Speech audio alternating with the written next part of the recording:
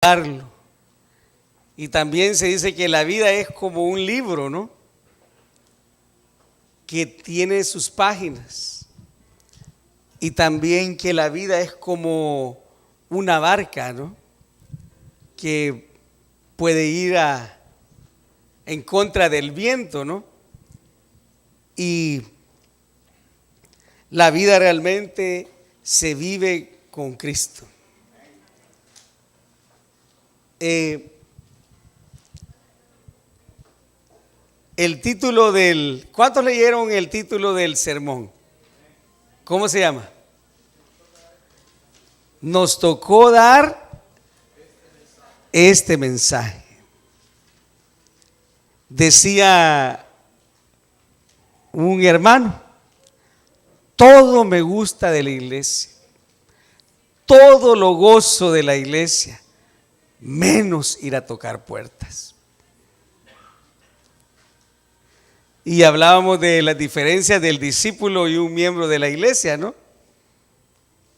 Un miembro es el que quiere comer y que le gusta que le den comida, y un discípulo es el que sirve la comida. Amén.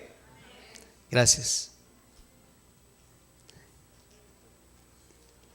Apocalipsis 14:12 nos muestra la identidad de un pueblo que es el remanente. Aquí está la paciencia de los santos. ¿Quiénes son los santos? Los que guardan los mandamientos de Dios y tienen la fe de Jesús. Y Apocalipsis 12:17 dice que el dragón se llenó de ira y se fue a hacer guerra contra la mujer y contra la descendencia de ella. ¿Los qué? Los que guardan los mandamientos y tienen el testimonio de Jesús. Muchos, oigan bien, y la mayoría en este tiempo andan en busca de la verdadera iglesia. Andan en busca de ser parte del remanente. El problema es que cada iglesia se califica como tal. Se creía que en los 90s, 95s habían 10,000 denominaciones cristianas y todas decían tener la verdad. Ahora se ha hecho una investigación y entre los grupos que se han encontrado que piensan diferente y enseñan diferente, se ha demostrado que hay 14,000 diferentes denominaciones que dicen tener la verdad. Y esto, hermanos, ha generado confusión en muchos, a tal punto que mucha gente ya no quiere saber nada del mundo religioso, porque hay tantas diferentes maneras de presentar la palabra de Dios, tantas diferentes maneras de interpretarla que el hombre se ha inventado. Lo interesante, hermanos, es que la Biblia no menciona en ningún lado el nombre del remanente. La Biblia no menciona el nombre de la iglesia. O sea, el nombre de la iglesia verdadera. Y yo quiero hacer una pregunta. Perdón, ¿es esta la iglesia verdadera? Le voy a hacer otra vez la pregunta. ¿Es esta la iglesia verdadera? La iglesia verdadera no es la que me gusta a mí. La iglesia verdadera no es la que me conviene a mí. La iglesia verdadera no es la que se adapta a mis necesidades, como en el mundo político. Cuando uno se cambia de partido, dice, es que se adapta más a mi estilo. La iglesia verdadera no es la que cumple tus expectativas, sino la iglesia verdadera es la que está identificada con la verdad de Dios. Y la verdad de Dios ¿es absoluta o no? La verdad en sí se piensa que es más abstracta, porque la verdad va creciendo con el conocimiento. Cada vez que usted lee la Biblia, hay cosas que descubre, pero la verdad en sí de Dios, Dios tiene una sola verdad, amén. Dios no tiene 14,000 verdades. Dios, la Biblia no enseña 14,000 doctrinas. La Biblia enseña la doctrina de Cristo e identifica a ese grupo que compone el remanente.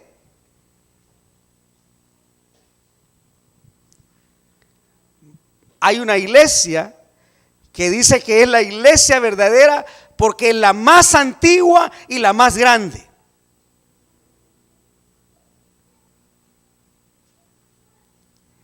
Hay una iglesia que dice que es la iglesia verdadera porque es la iglesia más filantrópica. ¿Saben qué es filantropía? La que más ayuda. Hay una iglesia que dice que es la iglesia verdadera porque everybody's white in that church.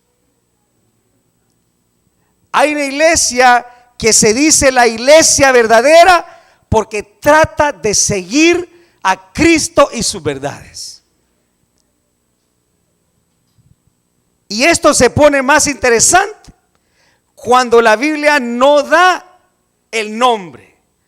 En la Biblia da las características, y son características bien conocidas y muy poco practicadas. Usted puede estar en la iglesia verdadera y no practicar la verdad que se predica en esa iglesia. Usted puede estar en la iglesia verdadera y lo primero que hace al llegar a la iglesia es criticar. Usted puede estar en la iglesia verdadera y no mueve un dedo para servir a los demás. Lo que va a salvar al ser humano no es la verdad. Lo que salva al ser humano es la relación que tiene con Jesús. Los judíos se les había confiado el tabernáculo, se les había confiado la ley y la verdad, pero estaban huecos por dentro.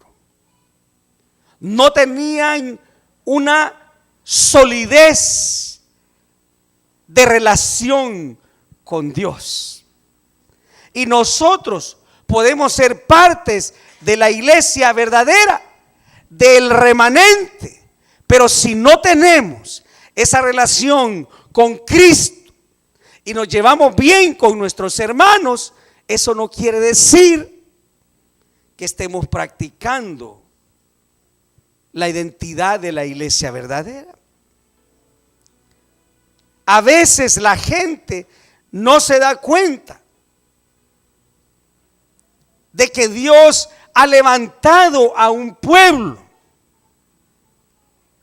en este tiempo con la verdad presente.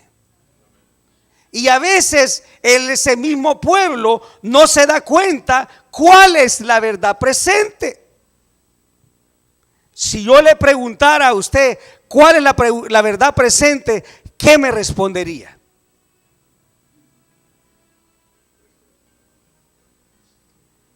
Han habido a través de los siglos. Y a través de la gente, el pueblo ha predicado una verdad presente. Por ejemplo, Noé predicaba una verdad presente. ¿Cuál era? Que venía el diluvio. Martín Lutero predicó una verdad presente, que la salvación no era por obras, sino que era por fe, por gracia, por medio de la fe. Y aún la fe es un don de Dios. O sea que usted y yo cumple la identidad del mendigo que le dice a otro mendigo: ¿dónde hay pan? Porque nosotros no tenemos nada que darle al Señor. Él lo hace todo por nosotros, amén. Pero en ese proceso Dios tiene un pueblo, y a este pueblo se le llama el remanente. ¿Qué es un remanente? Alguien me dijo que el remanente es el sobrante. El sobrante es el bagazo, no es lo mejor. Y la hermana Juay, hablando de los 144,000, dice que es el remanente de los primeros frutos.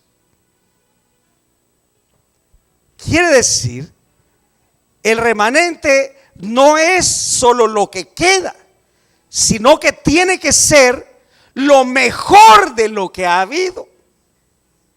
Y esa última generación, los 144,000, van a demostrar ante el mundo y ante los cielos y el universo que la ley de Dios se puede guardar.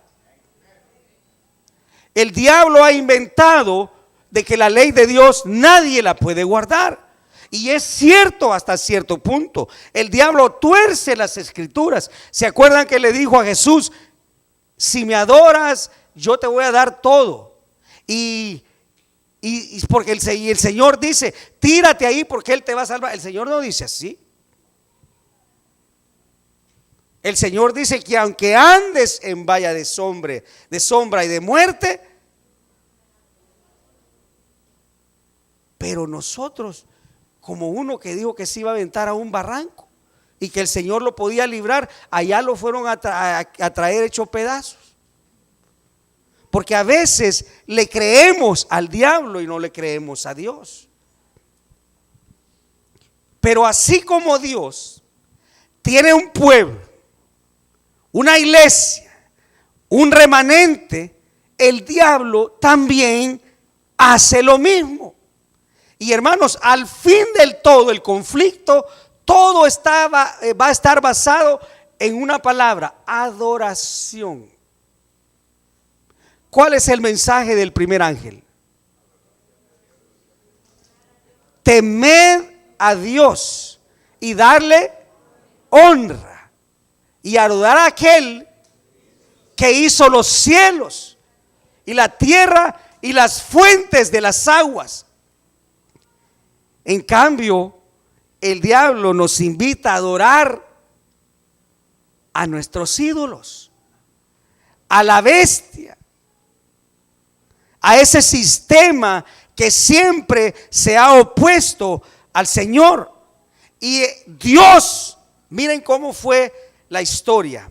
Dios levantó a una mujercita que había terminado el 2º grado de primaria y le dio un mensaje especial, y el diablo levantó a un hombre malo que dijo ser profeta, y murió en la cárcel, y sus mismos seguidores lo mataron. Y cuando él murió tenía 14 esposas.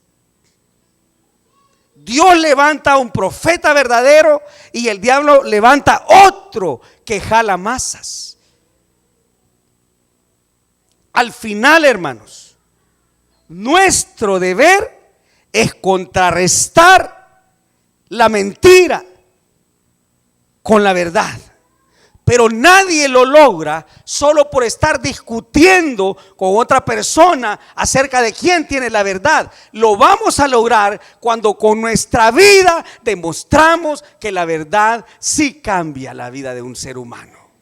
De nada nos sirve predicar si vivimos como diablos allá afuera. Yo sé que suena duro, pero es cierto, ¿sí o no? Y si alguno se enoja, me perdona.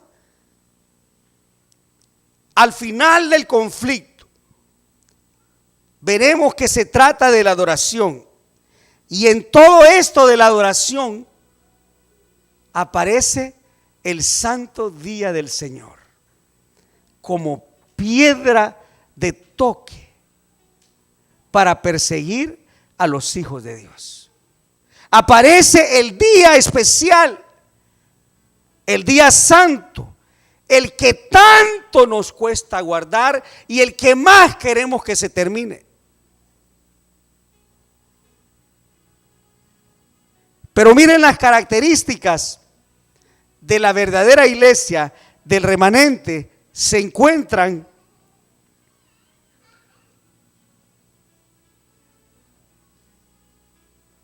vamos a ver, estoy al revés.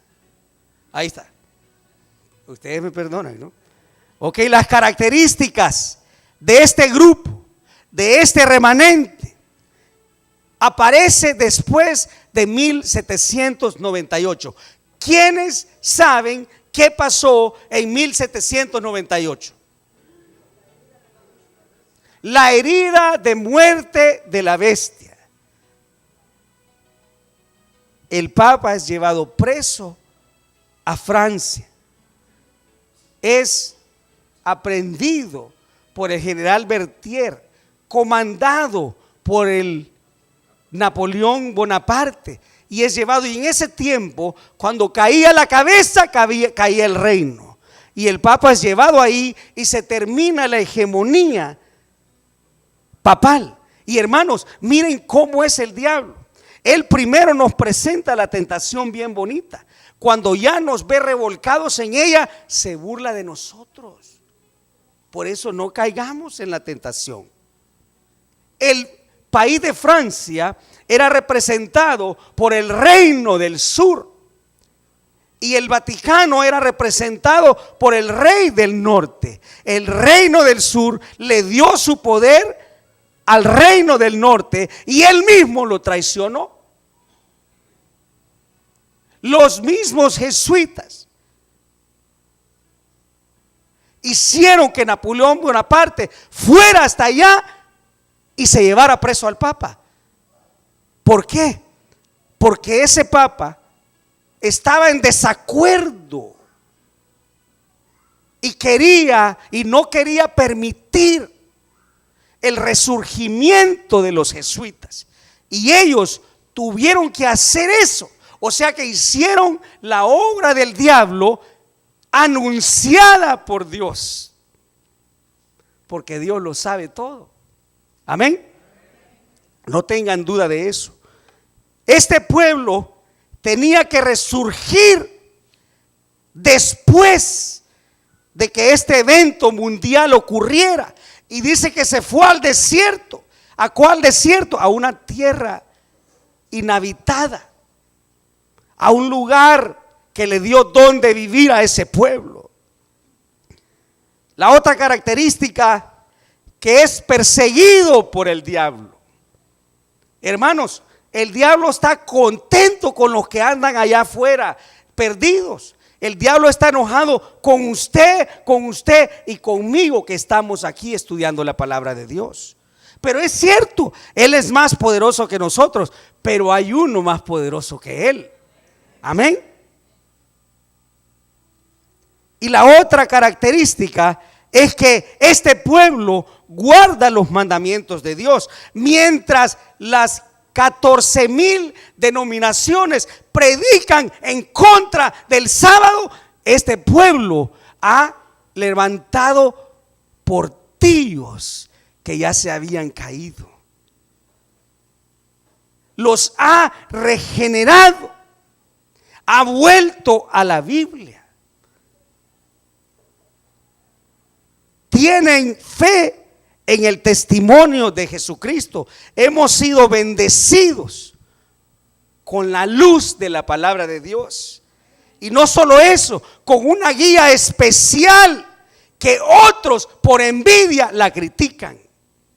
A Elena G. de White, hermanos, si ustedes ven el internet, da asco cómo le levantan falsos testimonios, cómo dicen cosas en contra de ella. Hermano, es el diablo escribiendo ahí. Pero ¿saben qué? Como le dije a un pastor bautista, si ustedes piensan que Elena G. de White no fue una verdadera profeta, si ustedes piensan que cometió muchos errores, si ustedes piensan que no es importante, ¿por qué escriben de ella? El diablo no está enojado con Joseph Smith. Él está contento de tanta mentira que enseñó. El diablo está enojado con esos libros rojos, dice ella, porque descubren las artimañas de él contra el pueblo de Dios. Y hay de nosotros si no nos estamos alimentando de esa información. El pueblo perece por falta de conocimiento. Y hermanos, hablando con un hermano, voy a decir así, no voy a poner género, me dice: es que a mí me gusta que me alimenten, porque no nos gusta leer en la casa. ¿Sí o no? Nos gusta que nos hablen de escatología bíblica, porque nomás abrimos el libro y santo sueño. Nomás empieza a leer la lección y ni en la mitad, ni al versículo de memoria llegaron. Ya están pero caídas de sueño y caídos también. Y dice que el quinto posee un mensaje basado en los libros de Daniel y Apocalipsis. Apocalipsis 10: es necesario que profetices otra vez a toda nación, tribu, lengua y pueblo. Los libros de Daniel y Apocalipsis son para nosotros. Se oyen bien poquitos amenes, porque yo les aseguro que son bien pocos los que conocen los libros. ¿A quién le gusta leer el libro de Apocalipsis? Hay 4 entre 100. Vamos bien, vamos bien. Dice que cree y proclama las verdades bíblicas que están en los mensajes de los 3 ángeles. No hay iglesia que predique este mensaje. No hay. ¿Cuáles son los mensajes de los 3 ángeles? Temed a Dios y darle gloria, y adorar a aquel que hizo el cielo y la tierra y las fuentes de las aguas. Hermanos, el juicio del Señor. ¿Cuál es el segundo mensaje? Ha caído Babilonia, salid de ella, pueblo mío. Hay quienes que se han atrevido a llamarle a la iglesia adventista Babilonia. ¿Y saben quiénes son? Las mismas personas que son miembros de este pueblo. Pero ¿saben qué? No se dan cuenta que el diablo está hablando a través de ellos, porque la iglesia, con todas sus debilidades, con todos sus problemas y aún con todos sus pecados, es la única razón de la misericordia de Dios sobre esta tierra en este tiempo. Hechos, libro de Hechos de Elena G. de White, página 1, para que vayan y lean ese libro. La misericordia de Dios todavía se puede sentir, porque Él ama a su pueblo, hermanos. Y qué vergüenza que lo amemos tan poco nosotros. Hay que amar a Dios sobre todas las cosas, amén. Y eso es lo que va a dar honra y gloria a Dios, y va a traer oprobio contra Babilonia. La caída de Babilonia representa cuando se descubren todas sus sofismas, todos sus pecados, todas sus maldades. Eso provoca la caída de Babilonia. Y usted y yo no somos llamados a criticar a Babilonia, sino a hacerle un llamado al pueblo a que Dios lo quiere que regrese a su redil. Amén. Lo que pasa es que a veces utilizamos el púlpito para hablar de nuestros propios prejuicios. Dios no nos ha mandado a dar un mensaje de condenación. Dios nos ha enviado a dar un mensaje de salvación. Nuestro mensaje no es un mensaje negativo. Nuestro mensaje es un mensaje positivo. Es un mensaje que salva. Y ese es el problema. A veces nosotros mismos creamos el oprobio contra nuestro propio pueblo, porque presentamos la verdad conforme a cómo nos sentimos. Y eso no tiene nada que ver. La religión no está basada en los sentimientos, sino en un escrito está. En un así dice el Señor. Amén. Tengamos mucho cuidado. Y no solamente el Apocalipsis habla acerca de las características del remanente o la iglesia verdadera, sino también señala el mensaje de esa iglesia. Y ahí es donde todos fallamos. Estamos gloriados en la verdad. Tenemos la verdad del santuario. Tenemos la verdad de la segunda venida de Cristo, hermanos. Pero cuando llegamos al mensaje, ahí sí nos pone, ¿cómo se dice en chess? Cuando ya no puede pasar. ¿Ah? En jaque. Pues no sé si es mate, pero es jaque, ¿no? Jaque mate se dice. Ok, ustedes ya me enseñaron eso ahora. Ahora, ¿cuál es el mensaje? El mensaje es un llamado a la verdadera adoración al Dios de los cielos. Amén. Al único que se merece adoración. Amén. No hay nada, ningún hombre, ninguno, hermanos, es digno de recibir adoración. Amén. También el mensaje incluye el evangelio eterno, la salvación, hermanos. Eso es lo que más nos debe motivar a predicar. No es hacer sentir a otro hermano de otra iglesia que está equivocado. Nuestro motivo, el motor debe ser salvar a los perdidos. Amén. No perdamos tiempo con esa basura de andar discutiendo con los demás. Abramos las Sagradas Escrituras. El evangelio no necesita que usted o yo lo defendamos. Dios se puede defender solo y mejor que usted. Amén. El mensaje también incluye el santuario celestial. Hermanos, hay predicadores prominentes, doctores en la ley burlándose de este mensaje, mofándose de nosotros y creyendo en la reconstrucción de un santuario que, aunque lo reconstruyan 1000 veces, Cristo ya está en el cielo intercediendo por nosotros. Amén. Eso no vale nada. También, hermanos, incluye el juicio preadvenimiento y la segunda venida de Cristo. Hay quienes se han molestado dentro de la iglesia y dicen, ¿por qué ya no le llaman juicio investigador? Hermanos, juicio investigador no existe. La palabra no existe en la Biblia. No seamos niños. Eduquémonos para que identifiquemos ¿por qué vale la pena pelear? Juicio investigador, juicio preadvenimiento, es lo mismo. Amén.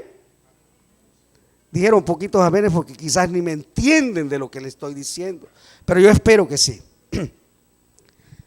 También, hermanos, incluye el sábado. Y fueron acabados los cielos y la tierra y todo su ornamento. ¿Y qué hizo Dios con el sábado?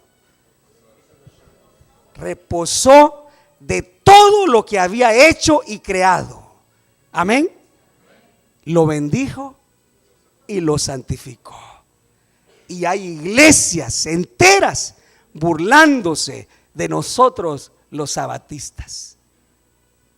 Yo no soy sabatista, porque yo vengo el martes a la iglesia. Si usted no viene, tal vez usted será sabatista, pero yo soy adventista del séptimo día.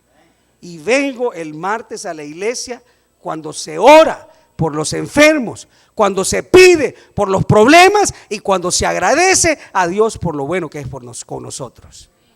Y también, hermanos, incluyen los 10 mandamientos, incluyen el don profético y, hermanos, la creación. ¿Cuál es el nombre de Dios? Jehová de los ejércitos, Isaías 45, con este nombre me conoceréis, Jehová de los ejércitos. ¿Cuál es el título de Dios? Él es tu creador y el mío. Amén. Y hermanos, otra cosa que no nos gusta, la santificación. Decía un hermano Carlos, yo guardo todo, pero que no me toquen porque yo exploto. Yo aguanto que me hagan 2, pero no 3. Y hermanos, debemos ir creciendo en la santidad, sin la cual nadie verá al Señor. Hermanos, por muy feo que yo sea, si practico la santidad de Dios, yo lo voy a ver a Él. El problema es que por muy bonito que usted sea o que le han dicho que es, sin la santidad no podrá ver a Dios. Amén. Hermanos, notemos algo muy importante. Las características del remanente nos permiten fácilmente identificarlo. Amén. No hay que andar con un mapa para identificarlo. Las características, miren lo que dice Eckhard Müller. Él es un teólogo nacido en Alemania, pero con madre holandesa. Ustedes saben que la lengua alemana es Dutch. Sí saben eso, ¿no? Y la lengua y los alemanes no les dicen Dutch, sino que les dicen Dutch a los holandeses, porque son casi lo mismo, son grandes, blancos y todos se creen los mejores del mundo.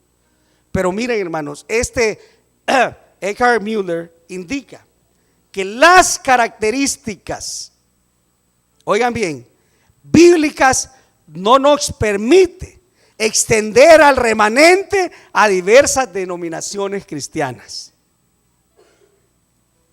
Un número de consideraciones nos dirige a la conclusión de que el remanente de Apocalipsis 12:17 debe ser más que creyentes independientes dispersos el uno del otro.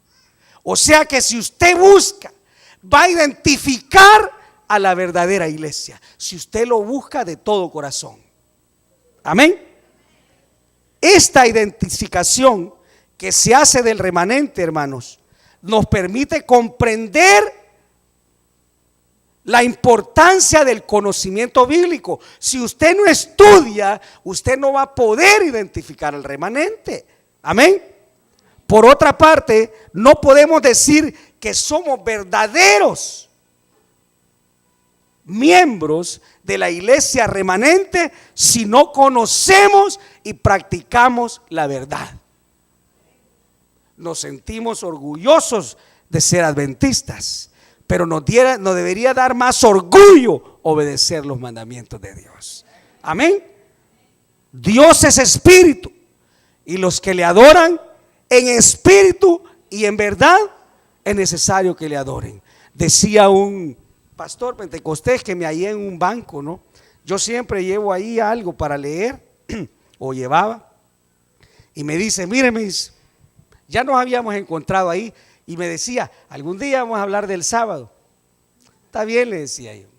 Algún día, me decía la otra vez que iba, ¿no? Y un día me halló bravo, ¿no?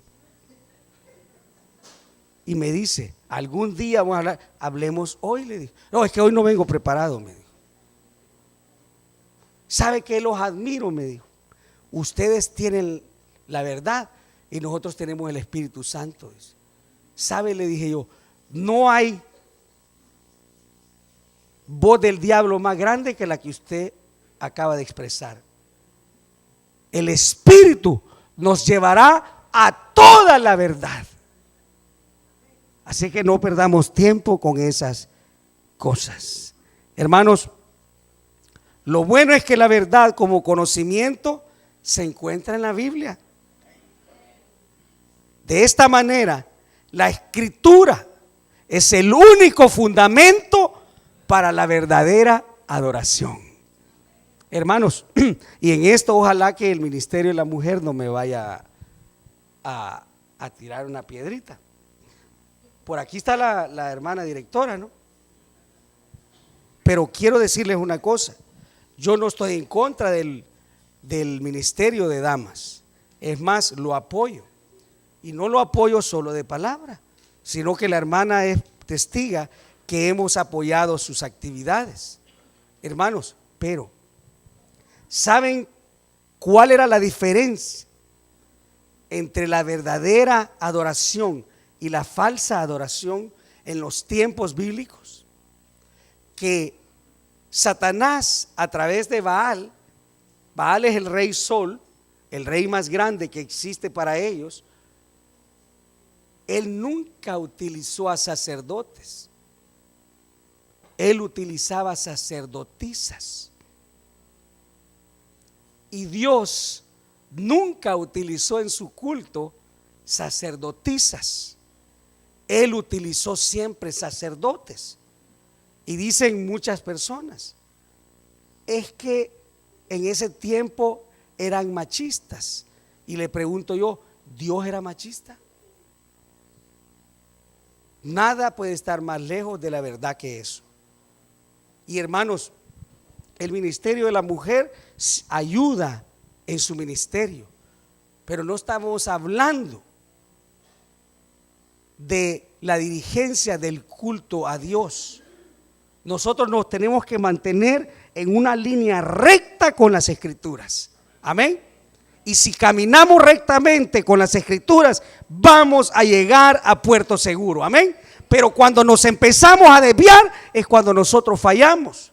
Hermanos, cada vez que algo sagrado se pone en las manos de un humano, deja de ser perfecto.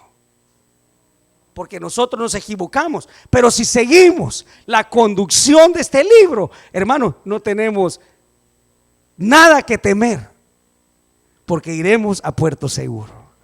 Hermanos, ahora quiero decirles que mientras nosotros predicamos este mensaje, quiero mostrarles algo y les prometo que ya voy a terminar. ¿Ok? Les prometo. Hermanos, miren, ¿cuántos conocen a este hombre? De verdad, dígame la verdad.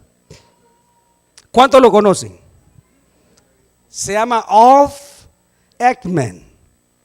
Este hombre es sueco y es el pastor, oigan bien, pentecostés más influyente en todos los países escandinavos. ¿Quiénes son los países escandinavos? Suecia, Noruega, Suiza, Holanda, más o menos Escocia, pero está un poquito más arriba. Pero los países escandinavos, aunque Escocia alcanza una colita por ahí, pero todos esos países han sido influidos por este hombre. Y aún el cardenal principal de Suecia ha dicho que nadie ha tenido mayor influencia en el mundo que Pentecostés que este hombre. Pero quiero decirles algo, hermanos. Él es el fundador de la iglesia pentecostés más influyente en Suecia y en todos los países escandinavos. Y este hombre, hermanos, anunció su conversión al catolicismo. ¿Cómo la ven? Hermanos, dice ahí, Ulf Ekman, el fundador de la iglesia pentecostés más influyente de Suecia, moderna y toda Escandinavia, anunció ante el asombro de unas 3,000 seguidores. ¿Cuántos? Hermanos, 3,000 es un grupo grande. Si a nosotros nos da calor entre nosotros, imagínense 3,000. Es grande. Anunció ante el asombro de unos 3,000 seguidores en plena asamblea sabática. ¿Verdad que no dice así? Dominical. Solo quería que estuvieran despiertos. Que él y su esposa Virginia se convertirán al catolicismo porque nos dimos cuenta, dice él, que nuestros prejuicios protestantes en muchos casos no tienen ninguna base. ¿Se acuerdan de un escrito de una viejecita de 4 pies 11 pulgadas? Por aquí, soy alto yo. 4 pies 11 pulgadas, que dijo que cuando el mundo protestante extendiera su brazo en unidad con el catolicismo, hermanos, el fin está pronto a venir. El fin está pronto, hermanos. Más de lo que nosotros nos imaginamos. Imagínense ustedes lo que este hombre está diciendo. Al referirse a la unidad de los cristianos, dijo: está muy bien tener una buena relación con personas de diferentes comunidades, refiriéndose a religión. Superar las diferencias, dejar de enfadarnos. Incluso si no estamos de acuerdo, podemos tener una actitud conciliadora y objetiva. Eso es bueno y necesario, pero no suficiente. Miren lo que está buscando, hermanos. Cuando el Evangelio de San Juan, citando el Evangelio de San Juan 11:52 de la unidad, dijo: si Jesús no solo iba a morir por el pueblo, sino también para reunir a los hijos dispersos de Dios, Jesús murió por eso. Creo que está muy fuerte en el corazón de Dios el deseo que los cristianos nos unamos. Y el Papa Francisco dio una homilía y en ese mensaje dijo que la iglesia, el cuerpo de Cristo, ya no podía resistir estar desunidos. Hermanos, están llamando a la unidad poniendo de lado sus diferencias doctrinales. Hermanos, ¿acaso Cristo vino a traer paz? Yo no he venido a traer paz, sino espada, hermanos, refiriéndose a eso. No siempre la unidad es lo mejor, especialmente en estos casos. Les expliqué hace 2 martes, y pobrecito los que no vienen los martes, les expliqué hace 2 martes que este obispo anglicano muy reconocido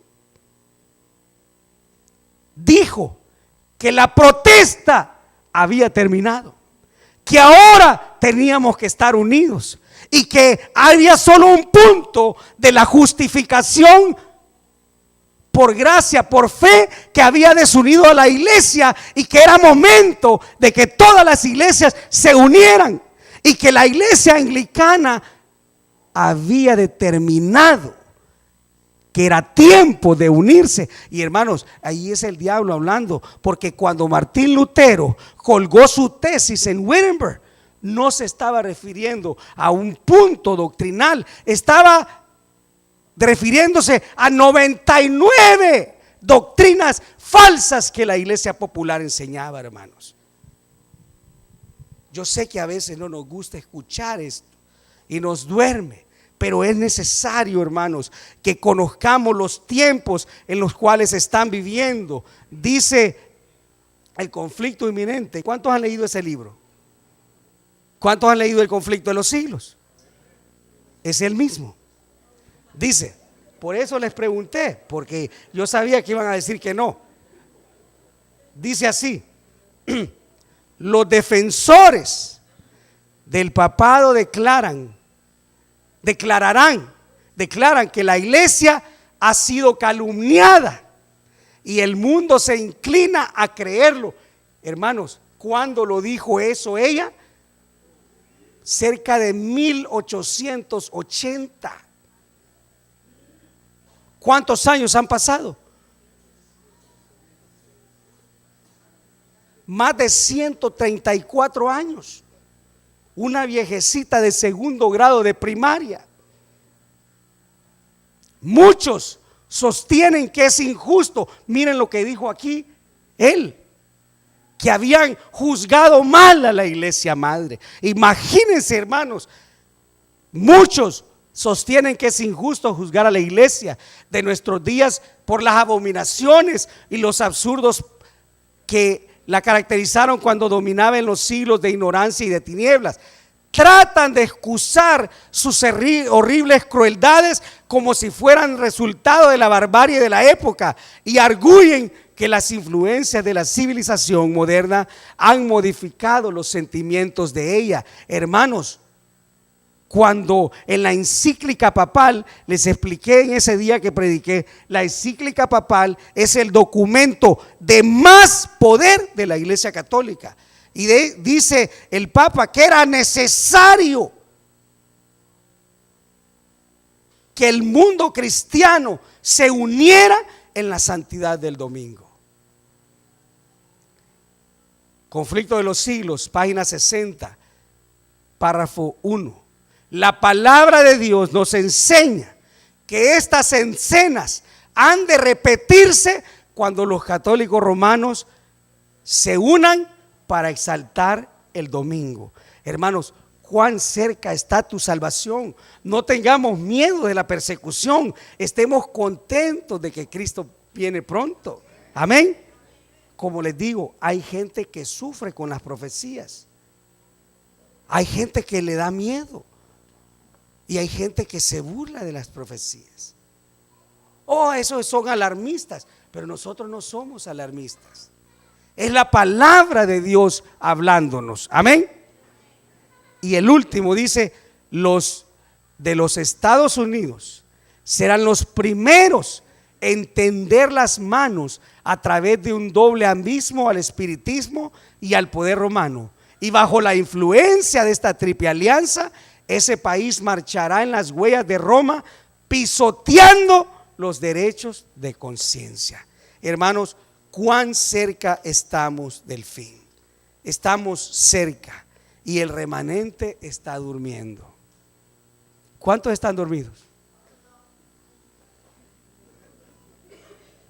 Hermanos, el fin se acerca. Podemos ver cómo las profecías bíblicas se están cumpliendo, ¿sí o no? Un avión completo, hermanos, perdidos por todas estas semanas, y lo encontraron en el fondo del mar. Ya encontraron los debris y todos los pedazos. Hermanos, las profecías nos muestran de que Dios está al control. ¿Y qué significa eso? Es que Dios lo sabe todo. No debemos de temer. Tampoco debemos ser exclusivistas, pensando que solo yo me voy a salvar. Al contrario, yo soy responsable de que otros se salven. Yo soy responsable de que mi hermano se salve. Yo soy guarda de mi hermano y ustedes también. Dios nos ha mandado a denunciar los pecados de Babilonia, no a condenar a los que están en Babilonia. Al contrario, el mensaje es: salid de ella, pueblo mío. Tengamos mucho cuidado, preparémonos, porque el fin está cerca.